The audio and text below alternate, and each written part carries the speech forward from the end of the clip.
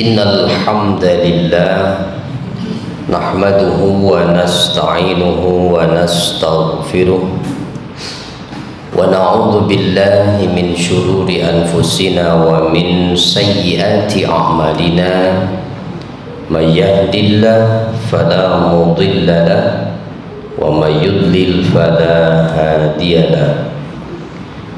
Asyhadu an la ilaha illallah wahdahu la syarika lah wa asyhadu anna Muhammadan abduhu wa rasuluhu la nabiyya ba'dah.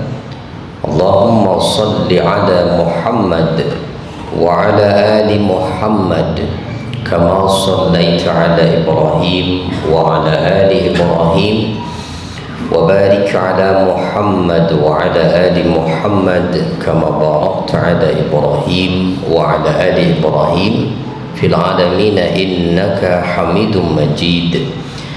Amma ba'du, fa ya ibadallah, usi nafsi wa iyyakum bi taqwallahi wa ta'atihi la'allakum tuflihun. وقال الله تعالى في كتابه الكريم: أعوذ بالله من الشيطان الرجيم يا أيها الذين آمنوا اتقوا الله وقولوا قولا سديدا يصلح لكم أعمالكم ويغفر لكم ذنوبكم ومن يطع الله ورسوله فقد فاز فوزا عظيما. صدق الله العظيم.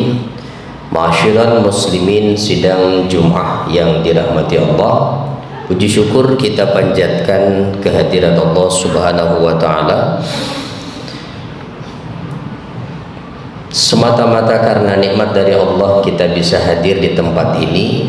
Dan mari niat yang tulus ikhlas datang ke tempat ini untuk beribadah dan mendengarkan khutbah.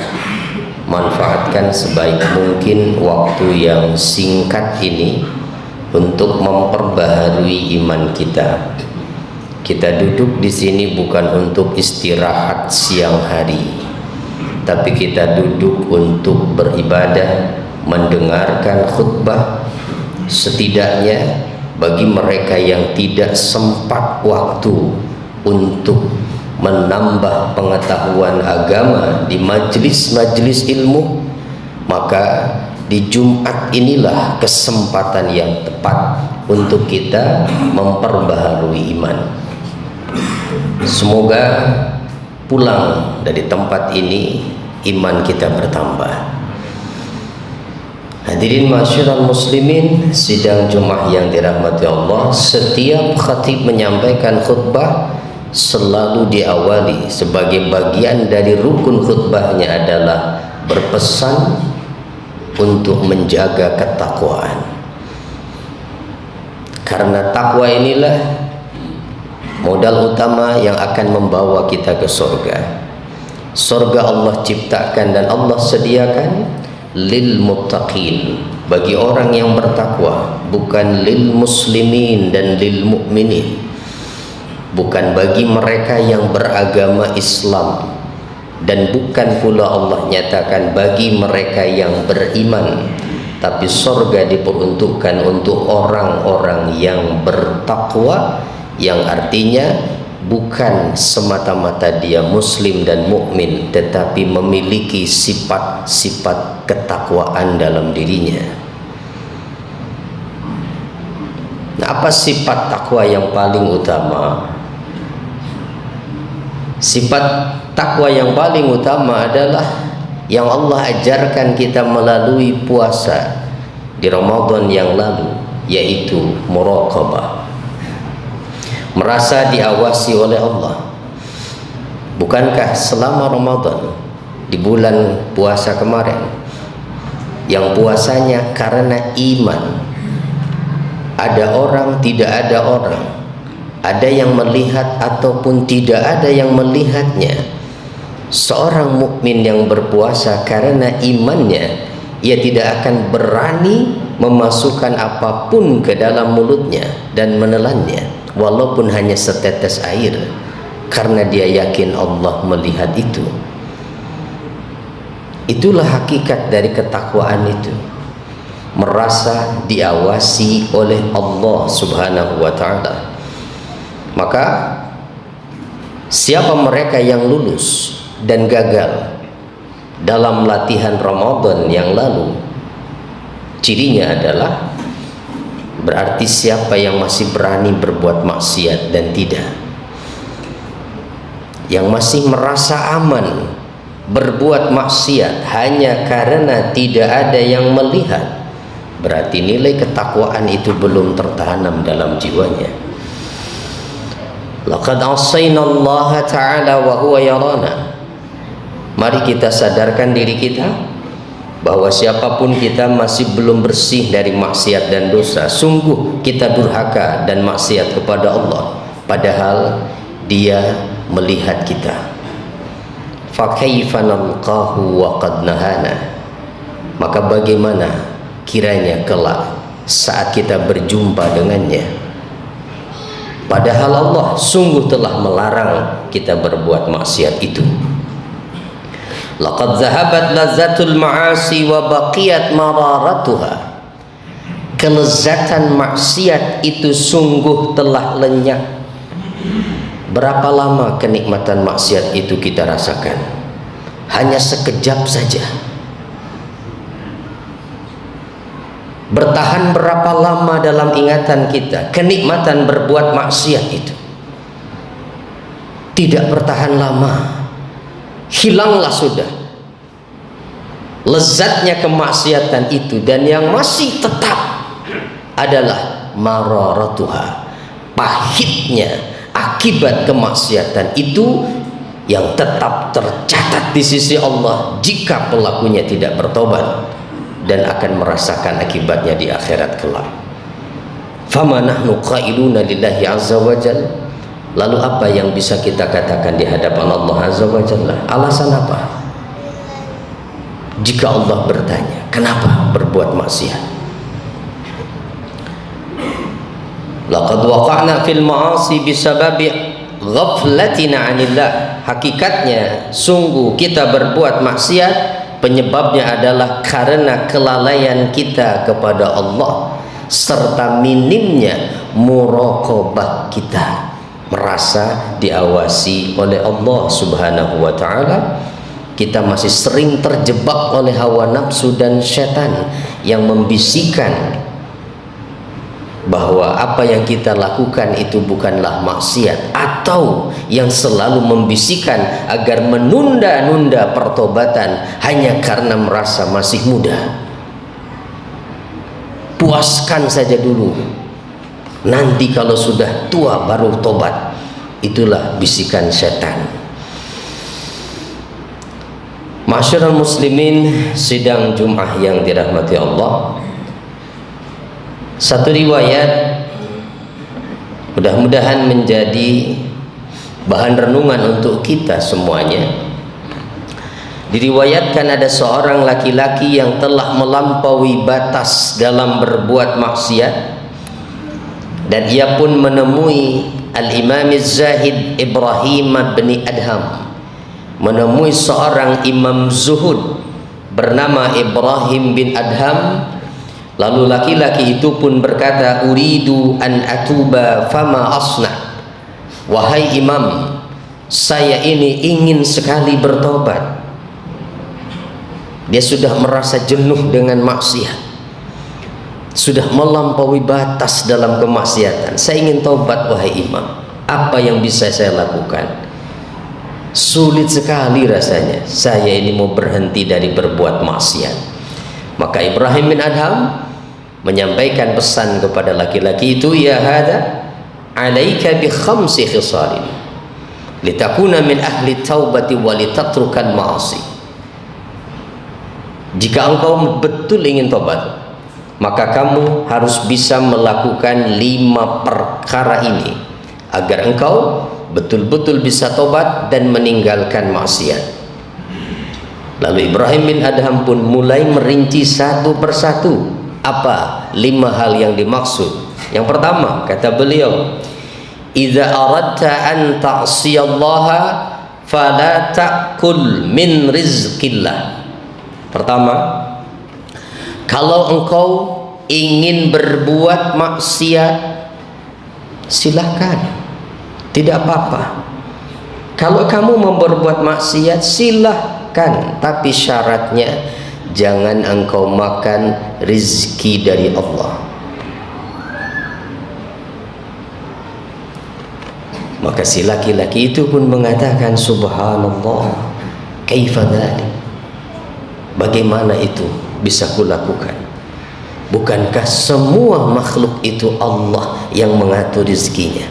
Wa ma min dabbatin fil ardi illa 'alallahi rizquha. Bukankah sejak kita terlahir dari perut ibu sampai dengan hari ini, puluhan tahun lamanya, kita bisa makan, bisa minum, menghirup udara, dikasih sehat. Siapa semua itu yang memberikan? Allah. Adakah yang berani? Ada Tuhan lain selain Dia yang memberikan kita udara, yang menjadikan kita jantungnya tetap berdetak sampai dengan hari ini? Adakah yang berani mengakui bahwa bukan Allah? Tidak ada, hanya Allah yang memberikan itu semua. Maka Ibrahim bin Adham pun lalu berkata, fahal yajdaru bika an ta'kula rizqah wa ta'siyah. Jika memang demikian adanya, bagaimana menurutmu engkau merasa pantas untuk berbuat maksiat kepadanya, sedangkan setiap saat kau makan rizkinya? Di mana rasa malumu kira-kira begitu?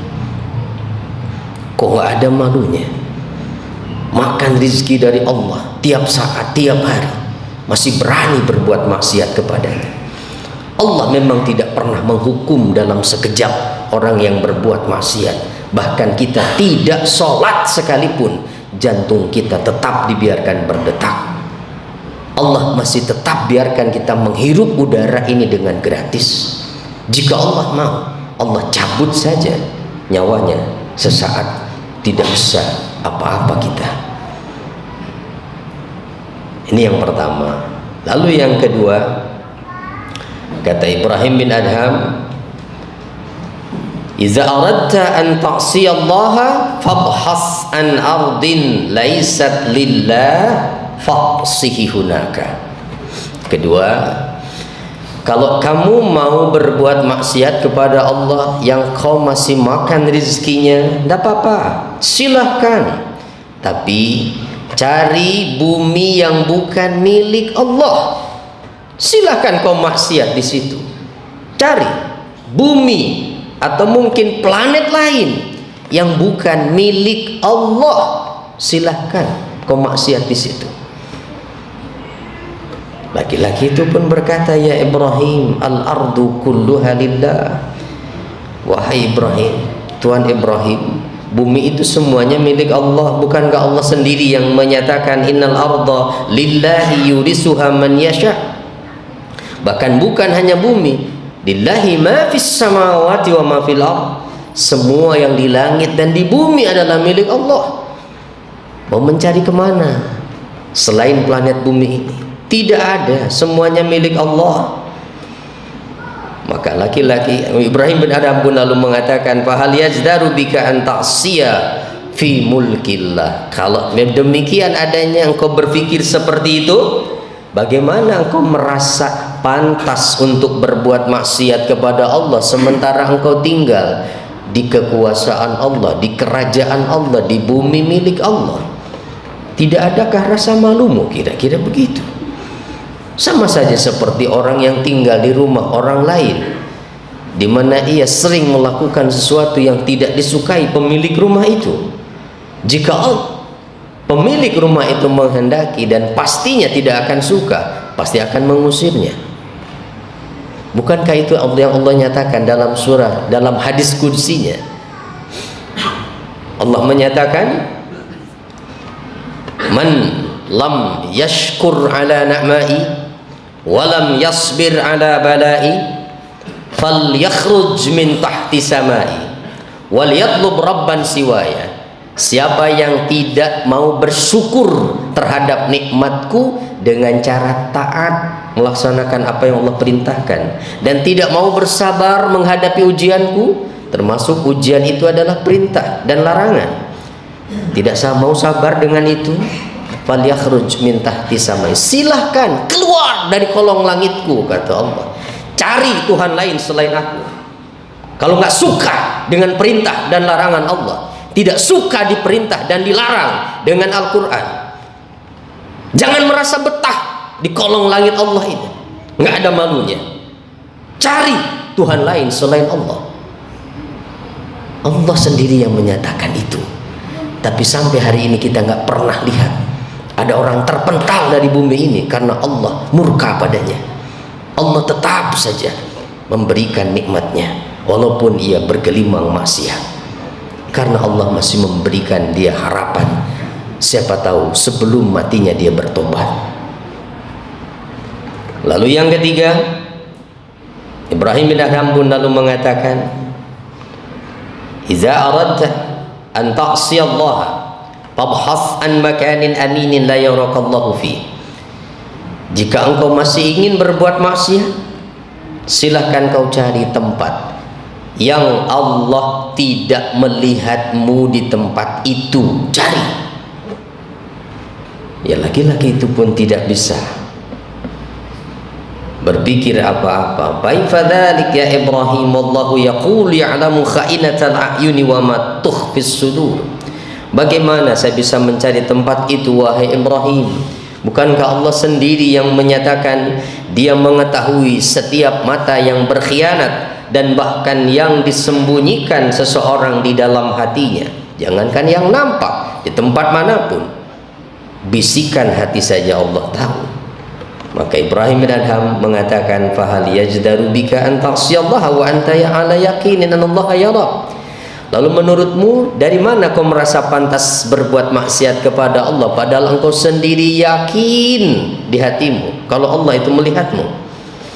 Yang keempat, idza aradta an ta'siyallaha wa ja'a malakul mauti faqul lah.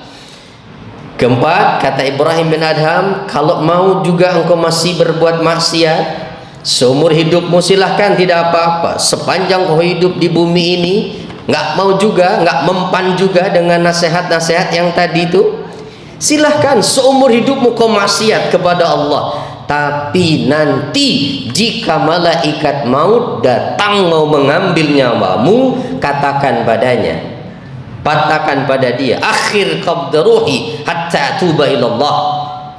Tolong tangguhkan kematianku, saya mau tobat dulu. Kalau kau bisa lakukan itu. Dan pasti jawabannya tidak mungkin itu. Bab idza jaa ajaluhum la yastakhiruna sa'atan wa la yastaqdimun. Maka jangan pernah menunda-nunda tobat hingga datang malaikat maut baru kita ingin bertobat. Tapi teruslah setiap saat perbaharui tobat sambil menunggu datangnya malaikat maut, agar saat dia datang kita sudah bersih dari dosa itu. Dan jangan pernah menunda sampai masa tua. Hei anak-anak muda, jangan merasa bahwa kalian akan hidup sampai tua sehingga di hati kalian berkata, nanti saja kalau sudah tua saya baru mau tobat.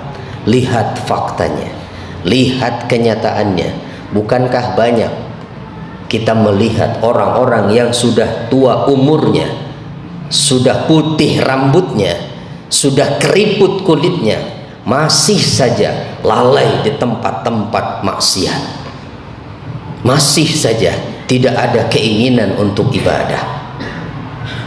Nah, ini seharusnya jadi peringatan bahwa banyak sampai usia tua masih belum bisa berubah, bahkan sampai ajalnya tiba tidak pernah berubah. Nauzubillah. Lalu yang kelima, yang terakhir, kata Ibrahim bin Adham, idza aradta an ta'siyallaha wa ja'atka razzabaniyatu jahannam. Jika engkau masih ingin berbuat maksiat seumur hidupmu di dunia ini, nggak apa-apa, sampai mati kau maksiat juga, silahkan, nggak apa-apa. Tapi nanti Jika malaikat Zabaniyah penjaga neraka menyeretmu untuk memasukkanmu ke dalam jahanam, katakan padanya, aku tidak ingin. La tazhab ma'ahum, jangan kau pergi, jangan mau diajak oleh malaikat Zabaniyah itu. Ya maka laki-laki itu pun menangis. Siapa yang bisa menolak Zabaniyah? Penjaga neraka bukan satpam yang bisa kita bujuk dan kita rayu. Penjaga neraka itu malaikat yang sosoknya sangat besar. Sekali tangkap ribuan orang dimasukkannya ke dalam neraka. Bagaimana kita bisa menolaknya? Laki-laki itu pun menangis dan pergi dan mengatakan astaghfirullahaladzim wa atubu ilaih. Sejak saat itu dia bertobat dan selalu beristighfar. Maka dari riwayat itu mudah-mudahan kita semua yang masih bergelimang maksiat dan masih tetap diberi kesempatan hidup sampai dengan hari ini, mari kita manfaatkan dengan baik kesempatan yang masih Allah berikan untuk memperbaharui pertobatan kita.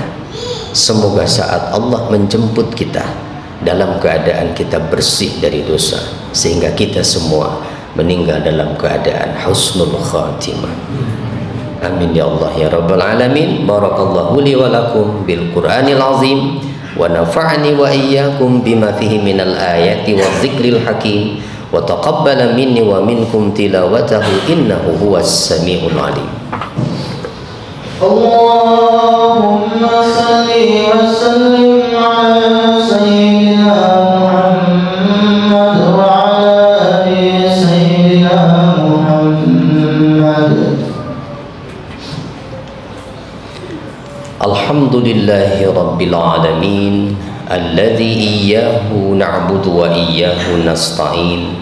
Ashhadu an la ilaha illallah al-malikul haqqul mubin wa ashhadu anna Muhammadan abduhu wa rasuluh sadiqul wa'dil amin. Wassalatu wassalamu ala sayyidina Muhammadin khatamil anbiya'i wal mursalin wa ala alihi wa sahbihi ajma'in. Amma ba'du, faya ayyuhal hadirun ittaqullaha haqqa tuqatih wa la tamutunna illa wa antum muslimun. A'udzu billahi minasy syaithanir rajim. Innallaha wa malaikatahu yusholluna 'alan nabi ya ayyuhalladzina amanu shallu 'alaihi wa sallimu taslima. Allahumma salli wa sallim wa barik ala habibika wa khalilika wa safiyyika Muhammad wa ala alihi wa sahbihi ajma'in. Allahumma ighfir lil muslimina wal muslimat wal mu'minina wal mu'minat al ahya'i minhum wal amwat. Ya Allah ya Rabbana, ampunilah dosa-dosa kami, ampunilah ibu bapak kami, ampunilah kaum muslimin muslimat, mukminin mukminat, mereka yang masih hidup bersama kami ataupun mereka yang telah wafat mendahului kami ya Allah.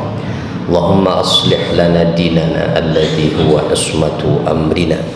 Ya Allah, perbaikilah agama kami ya Allah, karena itulah inti segala urusan kami. Wa aslih lana dunyana allati fiha ma'ashuna. Perbaikilah keadaan dunia kami ya Rabb, karena di dunia inilah tempat kami menjalani kehidupan. Wa aslih lana akhiratana allati fiha ma'aduna. Perbaiki keadaan akhirat kami ya Allah, karena kesanalah pasti kami semua akan kembali. Allahumma ja'alil hayata ziyadatan lana fi kulli khair wa ja'alil mauta rahatan lana min kulli syarr. Ya Allah, jadikan kesempatan hidup yang masih Engkau berikan pada kami kesempatan untuk kami menambah segala kebaikan, dan jadikan kematian kami tempat beristirahat dari segala keburukan. Rabbana atina fid dunya hasanah wa fil akhirati hasanah wa qina adzabannar. Walhamdulillahi rabbil alamin. Ibadallah, innallaha ya'muru bil adli wal ihsan wa ita'i dzil qurba wa yanha 'anil fahsya'i wal munkari wal baghi ya'izukum la'allakum tadhakkarun wa la dzikrullahi akbar.